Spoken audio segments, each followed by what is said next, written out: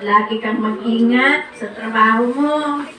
Tapos, kalimutan mo yung problema mo dahil alam ko naman na meron kang dinaramdam sa sarili mo at hindi ko na kailangan banggitin kung ano pa yung ano mo, mga dalangin mo buhay. Basta ang gusto ko sa'yo, Matawa ka ng tawa. sarili mo. Basta yun, salamat sa laging kami inaalala mo mga kaibigan. Love you. Next one naman, ma'am, for that, ano lang po, sorry, for the views. Parang naman.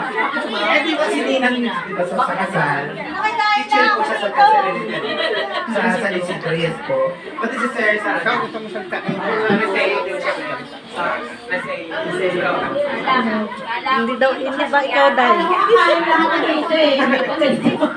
Tama, ano yun, di ba? May magic eh.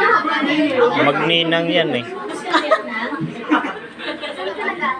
Nanak yun sa kasal. Sana ay lahat ng wish nila matupad. Tama eh. Ano po, thank you po sa lahat ng mga naitulong nyo.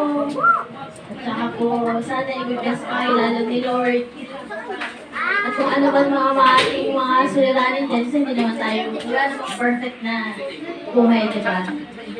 Hindi tayo binibigyan ng Panginoon ng problema kung hindi natin kayang-kayang nagpasan. Kaya kung ano man yung ninang ay ipag-pray mo ng maraming beses hanggang marimpi si Lord. At i-grant niya lahat ng iyong mga hilan, lahat ng iyong mga prayers. Happy birthday and God bless you and your family. Boy, tawagin mo si Ekis mo. Salamat po sa pag-invite. Great, tapos na mag-great ni Okay na po? ulit-ulit. Tapos na kami. Sige, wala na po. Hindi, ito siya. Ikaw. Eh, mga wala kasi. Ma'am. Ako pa lang. Ma'am, kanda ka lang. Hindi ka na dyan. Hindi ka nagbigay ng video.